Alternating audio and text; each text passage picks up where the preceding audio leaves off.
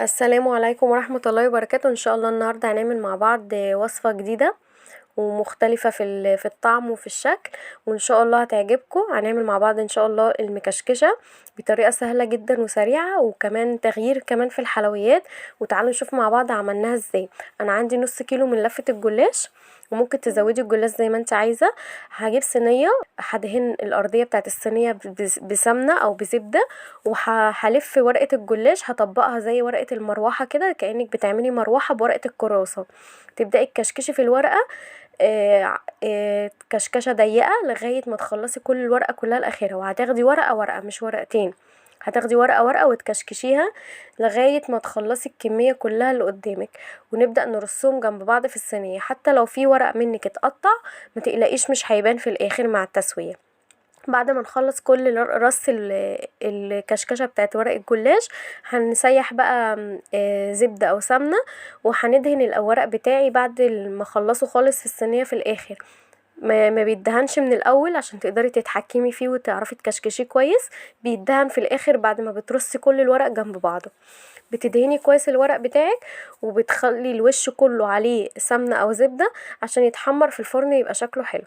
بعد كده هكون طبعا مسخنه الفرن كويس قوي قبل ما ادخل الصينيه بتاعتي في الفرن، وهدخله الفرن لمده بس 5 دقايق 7 دقايق، تبدا ان الجلاش يتشمع في الفرن شويه.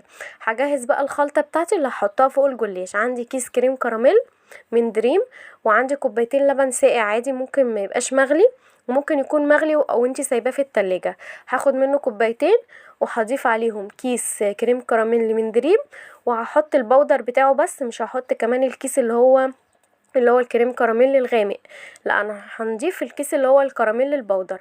وهقلبهم كويس جدا، وبعد كده انا هطلع الصينيه من الفرن وهسقيها بالكريم كراميل بلبن.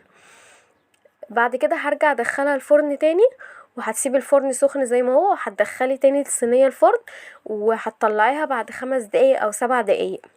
يبقى دخلناها الاول 7 دقايق، وبعد كده طلعناها سقيناها بالكريم كراميل واللبن، وبعد كده دخلناها الفرن وطلعناها كمان بعد 7 دقايق. ده الشكل النهائي بتاعها. شايفين شكلها عامل ازاي بعد ما الجلاش كله اتشرب من الكريم كراميل واللبن.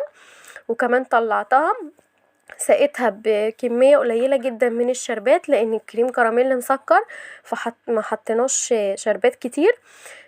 وبعد كده زينتها بالمكسرات على الوش، وبدأت ان انا اقطعها مربعات كده عريضة. قطعيها بقى التقطيعة اللي تعجبك، هي سهلة في تقطيعتها، ملهاش تقطيعة معينة. شايفين الخرطة بتطلع متماسكة ازاي، وكمان شكلها حلو غير الشكل المعتاد التقليدي اللي احنا بنعمل بيه الجلاش. ده كده الشكل النهائي في التقديم. ان شاء الله يكون عجبكم، ولو عجبكم الفيديو ما تنسونيش بقى في الاشتراك وتفعيل زر الجرس عشان الكل يستفاد من الوصفة واللايكات الكتير الحلوة والتعليقات الحلوة اللي بتشجعوني بيها. ان شاء الله نتقابل مع بعض في فيديو جديد ووصفة جديدة، والسلام عليكم ورحمة الله وبركاته.